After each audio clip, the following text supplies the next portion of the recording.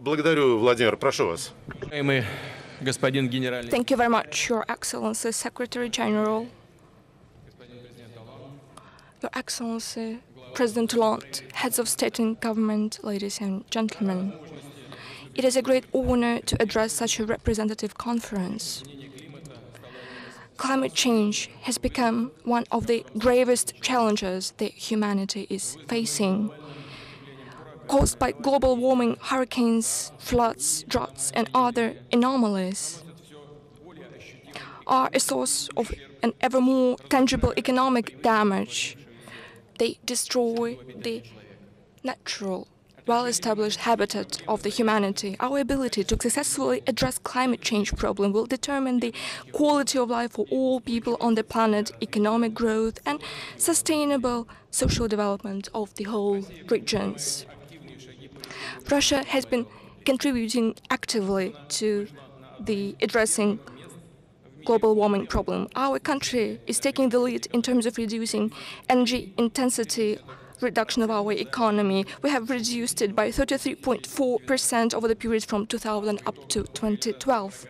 After the implementation of the state program Energy Efficiency and the development of the energy sector, we are going to reduce it by another 13.5% by 2020. We have gone beyond our commitments under the Kyoto Protocol. Over the period from 1991 until 2012, Russia not only has prevented the increase of greenhouse gas emissions, it has significantly reduced those emissions. As a result of that, it prevented the emission of 40 billion tons of CO2 equivalent into the atmosphere. As a matter of comparison, the emissions of greenhouse gases of all the countries in 2012 amounted to 46 billion tons. Thus, Russia's efforts have helped us slow down global warming by almost a year. We have significantly reduced greenhouse gas emissions as a result of the economy modernization, development of environmentally clean and energy-saving technologies. At the same time, we have managed to double our GDP. Thus, we have demonstrated that we could ensure economic development and take care of our environment at the same time. It is of principled importance for the new climate agreement to build upon the principles of the UN Framework Convention on Climate Change. It should be a legally binding agreement. In its implementation, there should be participation of developed and developing countries. This agreement should be comprehensive, effective, and equitable.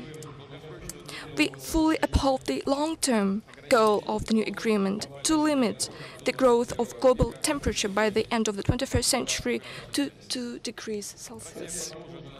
Russia will continue contributing to joint efforts aimed at preventing global warming.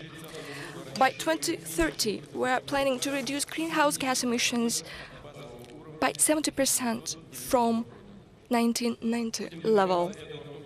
We are going to achieve that through the use of breakthrough energy conservation technologies and through the use of new nanotechnologies. For example, Russia has developed the technology of using carbon nanotubes-based additives. According to some experts, these technologies could reduce the emissions of CO2 by 2030 by 180 million tons only in Russia.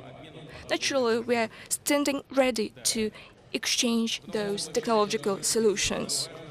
The new agreement should reflect the important role of forests as the major source of absorption of greenhouse gases for Russia as for a country that possesses enormous forest resources and does a lot to preserve the lungs of the planet. It is of utmost importance. Of principled importance is to provide support to the developing states in their efforts aimed at reducing the emissions of harmful substances. Russia is going to provide financial and any sort of assistance to these countries through various UN mechanisms.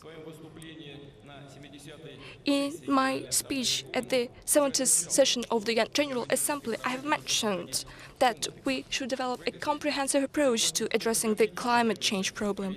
In this context, let me affirm once again our proposal to convene a scientific forum under the aegis of the United Nations, which would serve the platform to discuss various problems, not only those linked to climate change, but also those linked to depletion of natural resources and degradation of the human habitat. Ladies and gentlemen, we hope that through concerted efforts, we would be able to develop a new climate agreement that would replace the Kyoto Protocol, that would serve the interests of all the states and peoples after 2020. I thank you for your attention.